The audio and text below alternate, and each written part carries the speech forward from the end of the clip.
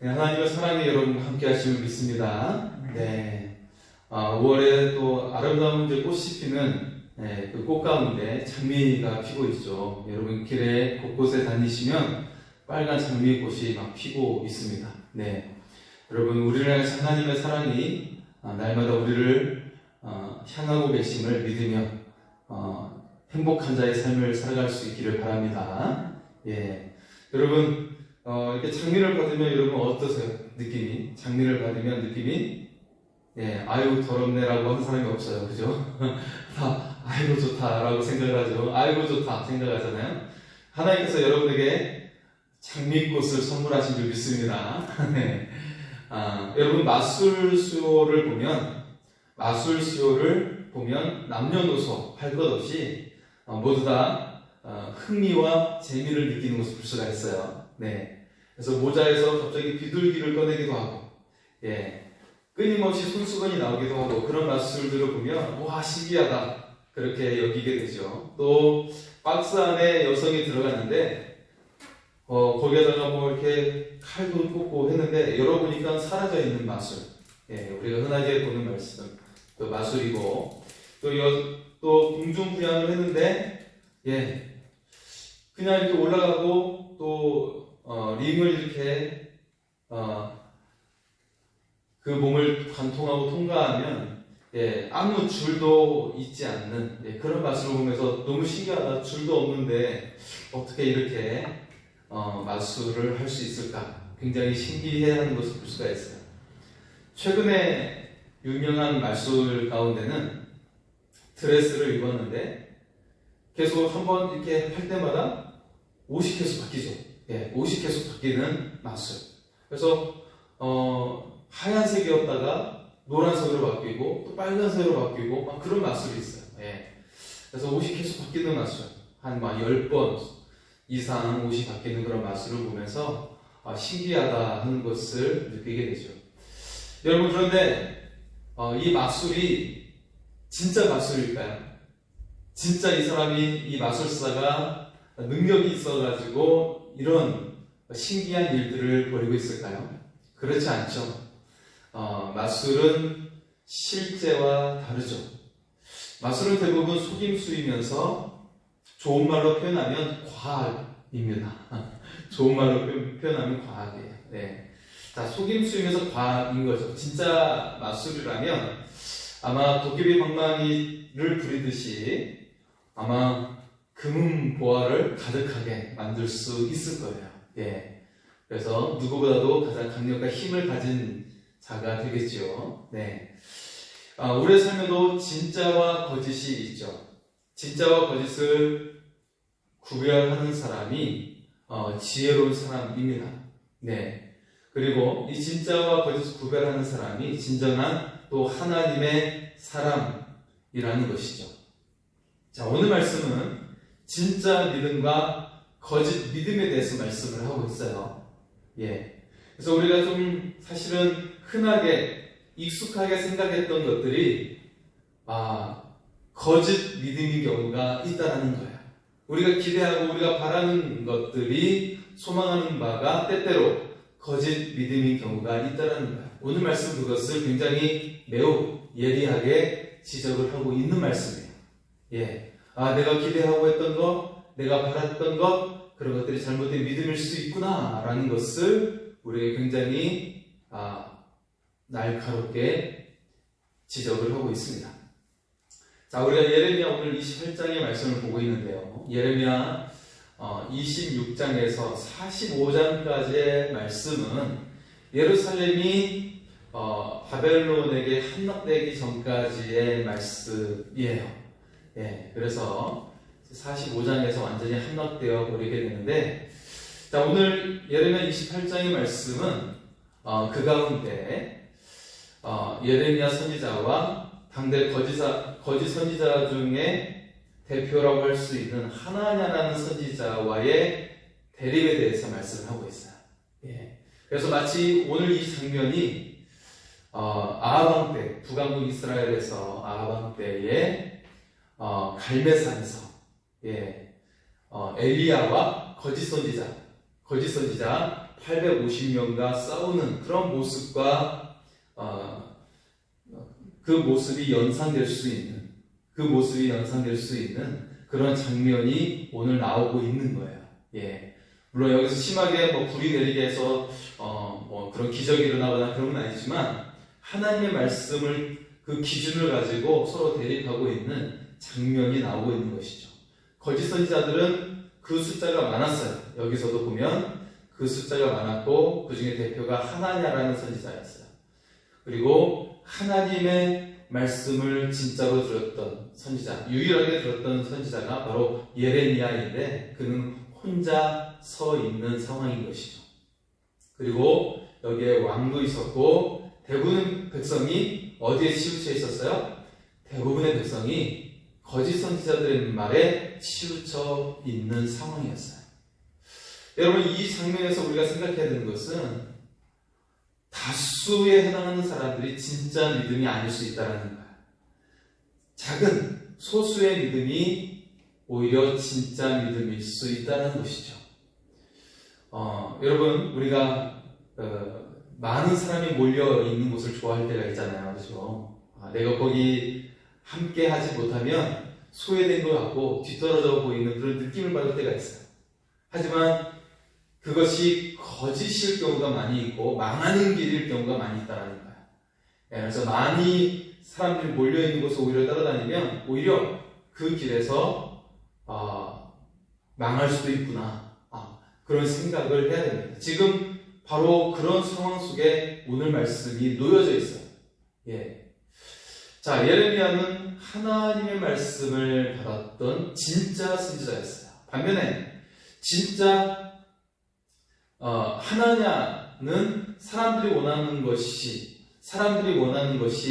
예언인 양 전했던 거짓 선지자의 대표였던 것이죠. 자, 이 거짓 예언의 말씀을 따르면 그 결과는 파멸과 죽음이에요. 실제로 이 결과로 나오게 돼요. 하지만 진짜 예언의 말씀, 하나님의 말씀, 그 진짜 예언의 말씀과 하나님의 말씀을 따르게 되면 어떻게 돼요? 그 생명이 보호를 받고 약속이 주어지게 될 줄 믿습니다. 네, 약속을 받게 되고 그 약속이 이루어지게 돼요. 네, 실제로 하나님은 너희가 내 말에 순종해서 바벨론에게 항복을 해라. 그러면 너희의 생명이 살 것이다. 말씀하고 있어요. 너희의 생명이 살고 비록 너희가 바벨론 포로로 반드시 끌려가게 될 것이지만 목숨이 보존되고 내가 너희를 향한 약속이 성취될 것이다. 여러분, 물론 내 기대와 좀 다른 모양이지만, 다른 모습이지만 하나님의 약속은 반드시 이루어질 줄 믿습니다. 네, 여러분, 다니엘 한번 생각해 보세요. 다니엘도 이 시대에 끌려갔던 이때 젊은 시절, 어린 시절이었죠. 이때는 다니엘이 어린 시절에 끌려갔죠. 청년의 시절에 끌려갔는데 다니엘 생각했을 때 어땠을까요? 이제 내 인생은 망했다, 끝났다고 생각했죠. 그가 귀족 출신이었지만 이렇게 나라가 망해서 포로로 끌려갔으니 어떤 희망이 있겠습니까? 내가 청년이지만 어떤 미래가 있겠습니까? 없죠. 하지만 그는 늘 하나님을 매달렸어요. 하나님을 신실하게 믿었죠. 근데 그 믿음으로 말미암아 그가 바벨론 왕 앞에 서게 되었고 최고의 높은 관직, 총리의 자리에 오르게 된 줄 믿습니다. 네, 하나님의 신실한 약속을 의지하며 나갔더니 하나님께서 다니엘을 통해 약속을 이루어 주셨습니다. 자, 오늘 말씀은 하나님의 말씀이 아닌 거짓을 따르고 있는 하나냐의 거짓 예언으로 시작이 되고 있어요. 자, 왜냐하면 앞에 있는 말씀에서 예레미야가 너희가 멍에를 메고 포로가 되어 끌려갈 것이다, 이 말을 증거할 때 예레미야의 손에 들려 있었던 건 무엇이었냐면 나무로 된 멍에였어요. 나무로 된 멍에를 딱 왕과 백성들 앞에 보여주면서 결국 멍에에 매여서 바벨론에 끌려갈 것이다 라고 예언을 했던 것이죠. 자, 그 말씀을 앞에서 했던 것이고요. 오늘 말씀의 시작은 그것에 반박해서 거짓 선지자 하나냐의 말로 시작이 되고 있는 것이죠.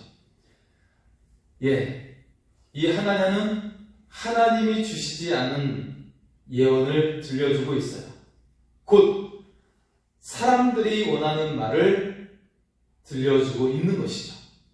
자, 1절과 2절의 말씀을 제가 읽어드리겠습니다. 1절과 2절입니다. 그해 고 유다왕 시드기야가 다스리기 시작한 지 4년 5째 달 기브온 아술의 아들 선지자 하나냐가 여호와의 성전에서 제사장들과 모든 백성이 보는 앞에서 내게 말하여 이르되 만군의 여호와 이스라엘의 하나님이 이같이 일러 말씀하시기를 내가 바벨론의 왕의 멍에를 꺾었느니라. 이거는 하나냐의 말이에요. 하나냐가 자기에게 하나님의 말씀이 임했다고 거짓말하는 거예요, 지금. 그러면서 하나님께서 바벨론 왕의 멍에를 꺾었다라고 말하는 것이죠. 그래서 빼앗긴 성전 기구도 돌아오게 될 것이고, 그리고 이미 앞에 끌려갔던 유다 백성들이 돌아오게 될 것이다. 2년 만에 포로 생활을 끝내고 돌아오게 될 것이다. 그렇게 말을 하고 있는 거예요. 하나님의 예언과 정반대의 이야기를 하고 있는 것이죠. 거짓 믿음을 심어주고 있어요. 여러분, 우리가 자칫 잘못하면 사람들이 좋아하는 말을 하다 보면 우리가 거짓 선지자가 되고 적그리스도가 될 수가 있어요. 그러니까 굉장히 조심해야 됩니다. 이것이 하나님의 말씀입니다 라고 하는 것을 우리가 조심해서 전해야 됩니다. 그래서 지금 하나님은 아주 정반대의 이야기, 곧 하나님과 반대되는, 하나님을 적대시하는 말을 하고 있고 하나님을 대적하고 있는 말을 지금 자기도 모르게 하고 있는 거예요. 자, 그런데 예레미야 선지자는 앞에 27장 16절에 이런 이야기를 했었죠. 자, 이런 말씀이었습니다. 내가 또 제사장들과 그 모든 백성에게 전하여 이르되 여호와께서 이와 같이 말씀하시기를 보라, 여호와의 성전의 기구를 이제 바벨론에서 속히 돌려오리라고 너에게 예언하는 선지자들의 말을 듣지 말라. 이는 그들이 거짓을 예언함이니라 하셨나니. 당시 유다의 시드기야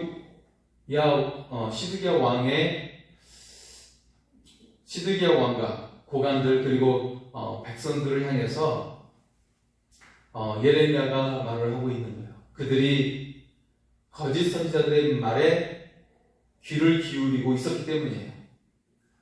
거짓 선지자들은 이렇게 말했죠. 조금만 있으면 모든 것이 괜찮아질 거야 라고 예언을 했어요. 이 말이 그들의 마음을 빼앗기게 했어요. 그들의 모든 마음이 이 거짓 선지자의 말에 쏠리게 했어요. 왜냐하면 희망을 주는 거잖아요. 밝은 미래를 말해주고 있는 거잖아요. 사람들이 기대하는 것이잖아요. 사람들이 원하는 거예요. 사람들의 마음이 거기에 관심이 있는 거잖아요. 그렇기 때문에 내가 원하는 것을 이야기하고 있기 때문에 속 시원하다 하면서 그래, 그게 정답이야 라고 따르고 있었다는 거예요. 그 결과는 무엇이에요? 그들의 대부분은 칼로 죽임을 당하고 집이 무너지고 살아남은 자는 포로가 되어 끌려가게 되는 것이었어요. 자, 그들이 그 거짓 선지자들의 말에 위로를 받고 평안을 느끼면서 자신들이 짓고 있는 죄악을 회개하지 않았어요. 하나님께 돌아가지 않았어요. 그러면서 어떻게 됐어요? 자기 생각대로, 자기 방식대로, 자기가 원하는 대로 살게 되었던 것이죠. 그 결과가 파멸과 죽음이었다는 거예요. 자, 그래서 예레미야는 반복해서 하나님의 말씀을 전하고 있는 거예요. 지금 여러분, 예레미야서가 굉장히 길잖아요. 말씀 자체가 너무나도 길어요. 그런데 왜 예레미야가 반복해서 이 말을 해야 했는지 우리가 알아야 됩니다. 그 정도로 사람들이 하나님의 말씀에 귀를 닫고 있었다는 거예요. 그렇기 때문에 이 말씀이 계속해서 똑같은 말씀이지만 반복되어지는 것들이 사람들이 듣지 않았기 때문이라는 거예요. 자, 하나님은 예레미야를 통해서 우리에게 반복해서 말씀하고 있어요. 너희가 하나님 말씀 듣는 것을 훈련해야 된다라는 거예요. 그것을 반복해서 우리에게 훈련하듯이 주시고 있는 거예요. 여러분 군대 가보면 끊임없이 포부 훈련도 하고 총검술도 훈련하고 국어도 열심히 하고 그래요. 이것을 매일같이 해요. 국어를 매일같이 하고 체조도 매일같이 하고 그런 일들을 합니다. 네, 사격 연습도 자주 하고 그런 일들을 하죠. 왜 그런 일들을 반복합니까? 전쟁이 일어나기 때문에? 전쟁이 지금 일어나고 있는 상황입니까? 그렇지 않잖아요. 우리가 휴전되어진 지가 어느덧 53년도에 휴전이 되었으니까 지금 몇 년도 지났어요. 거의 80년 가까이 70년 가까이 되지 않았습니까? 70년, 23년도니까요. 70년이 가까이 왔는데도 휴전된 상태로 있는데도 불구하고 계속해서 군대 훈련을 하고 있는 거예요. 전쟁 훈련을 하고 있는 거예요. 그것은 전쟁이 당장 직면했을 때, 전쟁이 지금 끝난 상태가 아니고 잠깐 멈춰있는 상태인 거잖아요. 전쟁이 당장 일어났을 때 즉시 그 전쟁에 투여되도록 그 일을 열심히 반복해서 훈련하고 있는 것이죠. 여러분, 그런데 실제 우리의 삶은 전쟁의 연속이에요.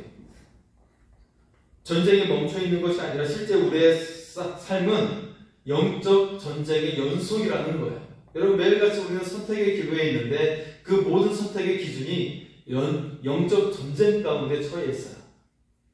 그렇기 때문에 지금 예레미야서를 통해서 하나님께서는 그 말씀을 듣고 하나님의 방식을 따르라고 하고 있는 것은 우리의 삶이 치열한 전쟁인데 말씀에 훈련되어져야 한다는 거예요. 그래야 이길 수 있다는 것을 우리가 깨달아 알 수 있기를 소원합니다. 그래서 여러분 대부분이 아마 예레미야서를 지금 쓰고 계실 거예요. 성경 필사를 몇 분이 하고 계실 텐데 예레미야서가 이렇게 길고 지루한 이유는 말씀을 반복해서 새겨야 된다는 것을 우리에게 깨닫게 하고 있다는 것을 알 수 있기를 소원합니다. 자, 예레미야는 우리에게 어떤 말씀을 하고 있나요? 너희가 70년 기간 동안 포로 생활을 하게 될 것이라고 전했죠. 반면 하나냐는 2년 안에 우리가 바벨론의 속박으로부터 완전히 회복될 것이다 라고 자신 있게 말했어요.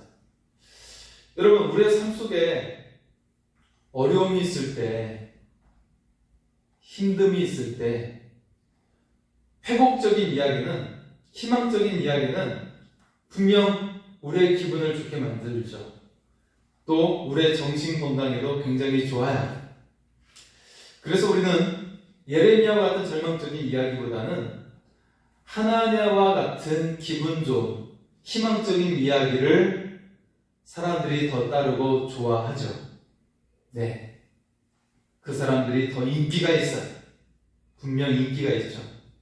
여러분, 우리가 지도자를 선택할 때도 희망적인 이야기, 좋은 대안을 제시하고 우리에게 좋은 비전을 제시해주면 그 지도자를 우리가 따르지 않습니까? 네. 그런데 그렇게 가장 인기 있는 지도자 중에 한 사람이 바로 독일의 히틀러였다라는 사실이에요. 국민의 거의 95%, 97% 압도적인 지지를 받으면서 지도자의 역할을 했던 자가 바로 히틀러였던 것이죠. 왜냐하면 독일의 최고의 이상을 제시했던 지도자였기 때문에 그래요. 왜냐하면 그 전에 독일은 1차 세계대전의 패배로 말미암아 굉장히 암울해 있었던 나라였기 때문이었거든요. 자, 여러분, 요즘 사람들도 희망적인 이야기에 몰려가지 않습니까? 많은 사람들이, 또 많은 젊은이들이 주식이나 코인을 하면 누구나 돈을 많이 버는 것처럼 그 과대 광고에 빠지는 사람들이 있죠. 자, 그 광고를 하는 사람들은 자신이 호화로운 저택에 살고 있고 비싼 자동차를 타고 있다는 것을 보여줘요. 드러내요. 그렇게 드러내면서 이것이 바로 주식과 코인으로 번 것이다 라고 사람들의 마음을 혹하게 만들죠. 그런데 실상은 거짓이에요. 매우 희망이 가득하고 장밋빛 미래를 보여주지만 실상은 도박이고 패가망신의 길로 들어서게 하는 것이죠. 여러분, 여기에 투자하면 여러분 대박이 날 것입니다. 이런 말을 들어본 적이 있죠. 여러분, 가끔 전화가 올 때가 있어요. 땅이 좋은 땅이 있는데 소개해주고 싶어서, 누구에게나 다 소개한 것은 아니고요. 고객님이 신용이 좋아서 소개해드리는 거예요. 라고 전화 받는 경우가 있어요. 저도 전화를 받아봤죠. 여러분, 그런 땅이 있으면 본인이 사지, 본인이 투자하지 왜 전화를 할까요? 실제로 가보면, 여러분, 그 중에는 가보지도 않고 실제로 투자하는 사람들이 있는데, 실제로 그 땅을 가보면 절벽이거나, 돌이 가득하고 그런 부분들이 있죠. 그린벨트에 묶여서 전혀 거래할 수 없는 땅이거나, 그런 경우들이 있을 때가 있죠. 개발을 할 수 없는 그런 땅. 자, 여러분, 오직 우리가 하나님의 인도하심을 받아 살아갈 때 그 길이 생명길이 됨을 믿을 수 있기를 소원합니다. 하나님의 길이 약속이 이루어지고 우리를 진정으로 번성하게 하신 길이 됨을 믿을 수 있기를 소원합니다. 자, 이 하나냐의 예언에 대해서, 이게 발음하기가 그렇죠? 하나냐. 하필 이름이 하나냐예요. 하나냐의 예언에 대해서 예레미야의 대답은 이러했습니다. 자, 이전의 선지자들의 예를 들어가지고, 전에 하나님의 그 선지자들은 하나님과 맺은 언약이 파기가 되었을 때, 신명기 29장을 통해서 전쟁과 재앙과 질병이 예언되었음을 각인시키고 있어요. 너희가 하나님의 말씀을 따르지 않고 죄 가운데 범하고 있었는데, 우상을 섬기고 있었는데 너희가 무슨 희망을 기대하느냐? 너희가 하나님을 따르지 않았을 때 그 결과로서 전쟁과 재앙과 질병이 오게 될 것이다 라는 말을 그들에게 되새기고 있는 거예요. 자, 그래서 9절에 이렇게 말씀을 하고 있죠.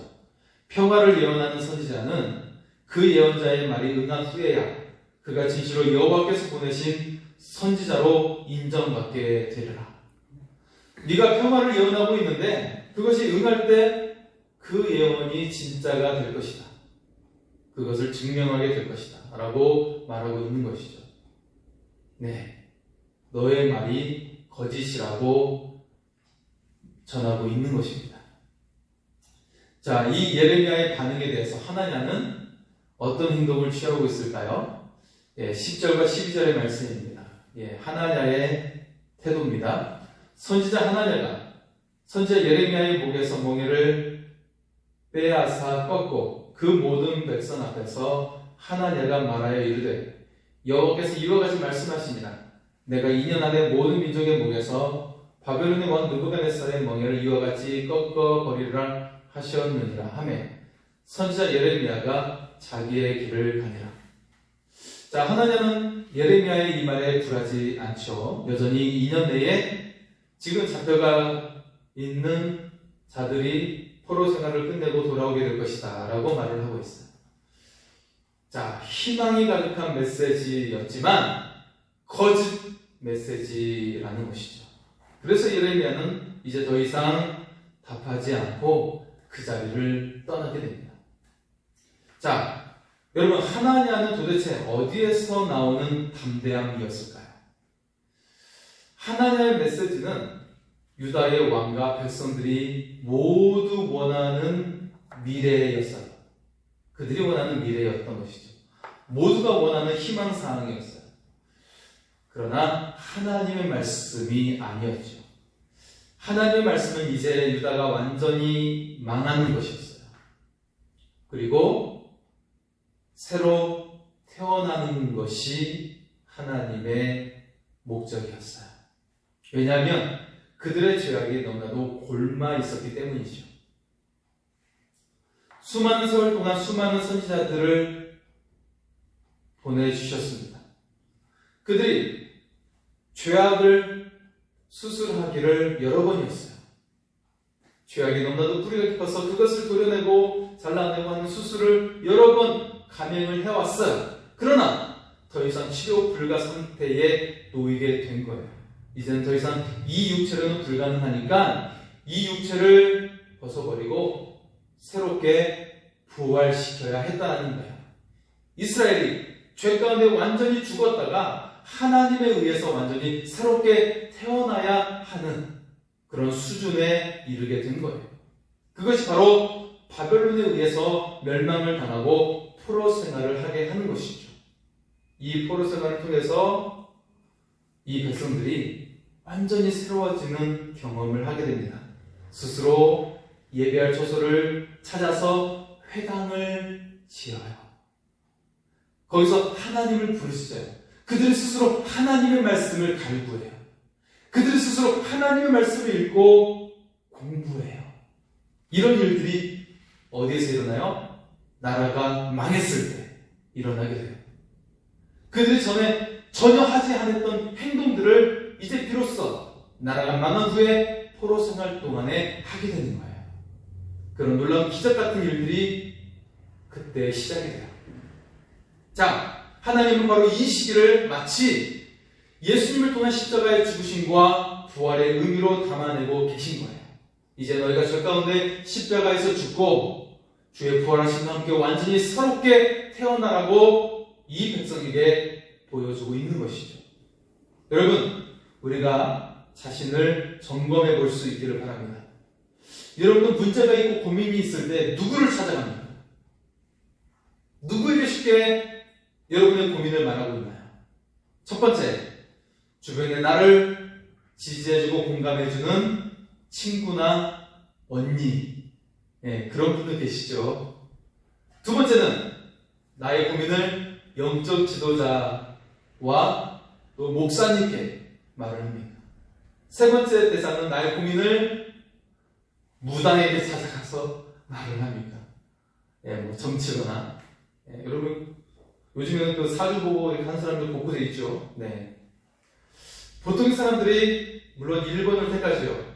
나의 말에 공감하고 긍정해주는 나의 친구와 언니, 그런 사람들 찾아가실 겁니다. 언니나 형, 찾아가실 거예요.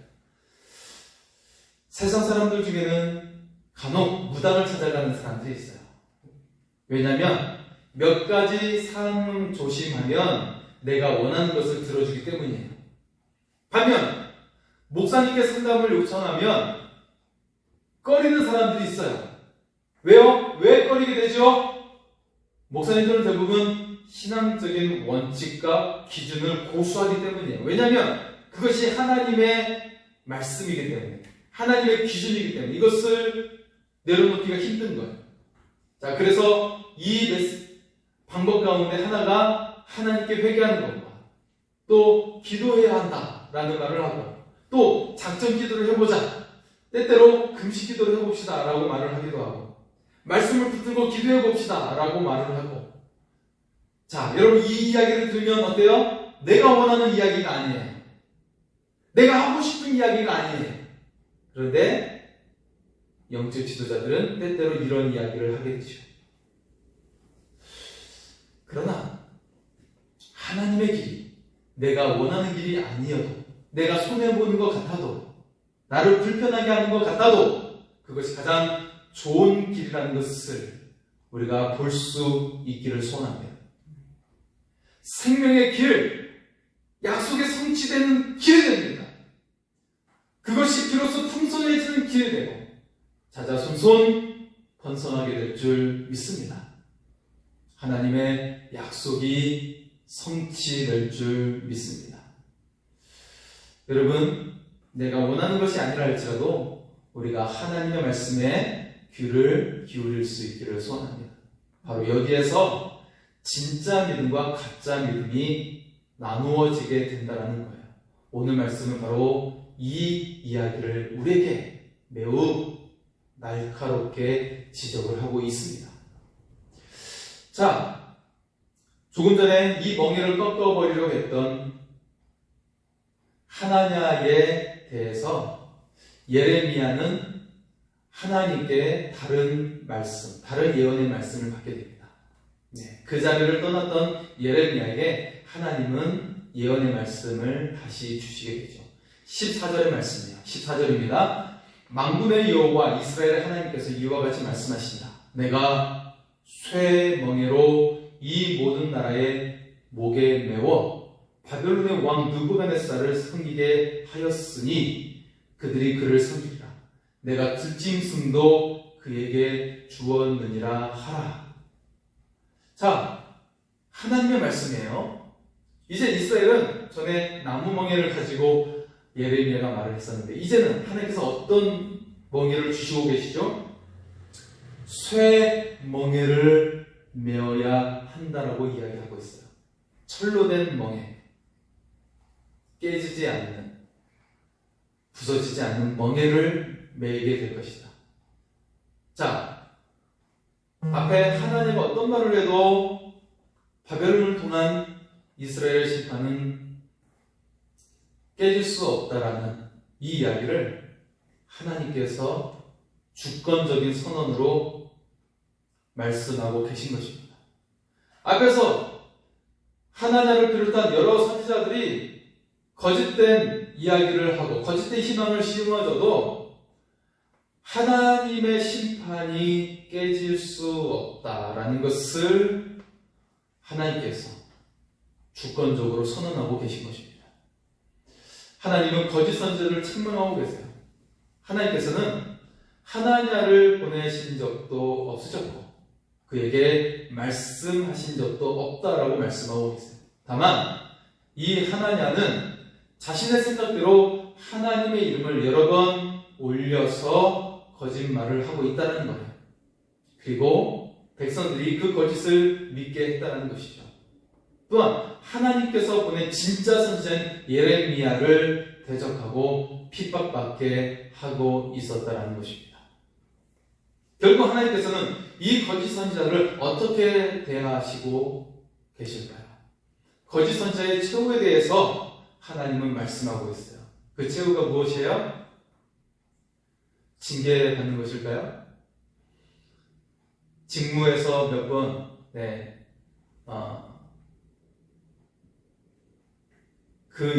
그 일이 정직이 당하고 다시금 회복되는 것일까요? 그런 수준이 아니었어요. 여러분, 우리가 가끔 뉴스에 보면 잘못을 저지른 공무원들이 직무 정지를 당하고 그런 일들을 당하는 것을 볼 수가 있죠. 음주운전을 했던 공무원이 직무 정지를 당하고 그런 일들을 당하는 적이 있죠. 그런데 하나님의 말씀은 거짓을 전하는 선지자에 대해서 그 최후가 죽음이라고 말씀하고 있어요. 그 대가는 목숨이다라고 말씀하고 있는 거예요. 16절의 말씀입니다. 16절입니다. 그러므로 여호와께서 이와 같이 말씀하시되 내가 너를 지면에서 제하리니 내가 여호와께 폐악한 말을 하였습니다. 내가 금년에 죽으리라 하였더니. 자, 여러분, 하나님께서 이 예레미야에게 주신 이 예언의 말씀이 지체 없이 실현되게 됩니다. 자, 17절의 말씀입니다. 17절입니다. 선지자 하나냐가 그해 7째 달에 죽었더라. 선지자, 이 거짓 선지자는 그해 7째 달에 죽게 되었다고 말씀하고 있어요. 자, 여러분, 오늘 말씀을 자세히 보면 예레미야와 하나냐는 똑같이 여호와께서 이와 같이 말씀하시느니라 라고 예언을 전하고 있어요. 예레미야도 그렇게 전했고 하나냐도 그렇게 전했어요. 여호와께서 이와 같이 말씀하셨느냐, 똑같이 표현되어 있죠. 그런데 여기에서 큰 차이가 있었던 거예요. 예레미야는 오직 하나님께서 말씀하신 대로 전했어요. 하나님의 뜻에 중점을 두고 전했어요. 반면 하나냐는 사람들이 듣기 좋은 예언으로 사람들의 인기를 끌었다는 거예요. 그는 자신의 생각을 하나님의 말씀인 양 전했던 거예요. 하나님의 생각을 마음대로 남발했던 거짓 선지자는 결국 죽음으로 그 대가를 치르게 되었어요. 여러분, 예레미야 선지자는 그 별명이 눈물의 선지자로 불려지고 있어요. 사실 예레미야의 생각과 정반대의 메시지를 전해야 했던 거예요. 하지만 내 생각과 하나님의 생각이 너무나도 달랐지만 그것이 너무 마음 아파서 백성들을 위해 눈물 흘리고 있었던 이 선지자, 바로 예레미야 선지자였던 것이에요. 그래도 그는 눈물을 흘리면서 내 생각이 아니라 하나님의 생각만을 담대히 선포했던 것입니다. 여러분, 하루하루를 살아가시면서 어떤 생각을 품으면서 살고 계십니까? 때로는 너무 힘들고 어려울 때도 있고, 지금 현실을 외면하고 싶고 울고 싶을 때도 있을 때가 있어요. 그렇다 할지라도 나의 생각이 아니라 하나님의 생각을 품을 수 있기를 소원합니다. 나의 기대와 다를 수 있지만 하나님의 뜻을 품고 나아갈 수 있기를 소원합니다. 그리스도를 믿는 자는 내 뜻이 아니라 주님의 뜻을 따르는 자예요. 그가 바로 그리스도인인 거예요. 그리고 우리의 생각보다 높으신 주님께서 합력하여 선을 이루시는 분임을 믿으며 나갈 수 있기를 소원합니다. 반드시 하나님께서는 우리의 삶을 은혜의 길로 인도해 주실 줄 믿습니다. 바벨론 포로를 거쳐 하나님의 신앙은 세계 종교의 기반을 다지게 됩니다. 왜냐하면 하나님을 의지했던 백성들이 세계 곳곳에 퍼지게 돼요. 바벨론이 지배했던 그 넓은 땅에 곳곳에 퍼지게 됐던 거예요. 그 백성들이 하나님을 찾았어요. 비로소 그 말씀을 의지하고 공부하고 그 말씀을 가르치는 일들을 하게 돼요.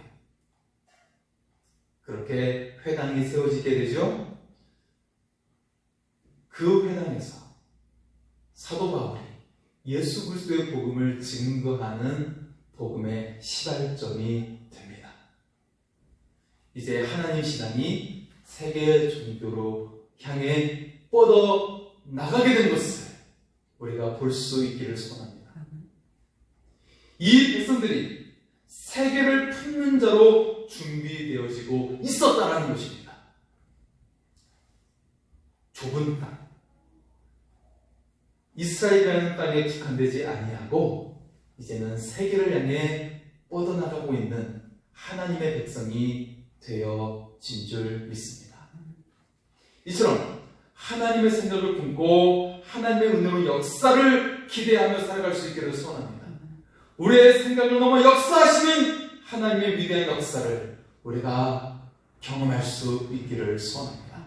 하나님께서 여러분과 함께 하십니다. 오늘 같이 찬양하며 나갑니다. 이와 같은 때에 같이 찬양하며 기도하겠습니다.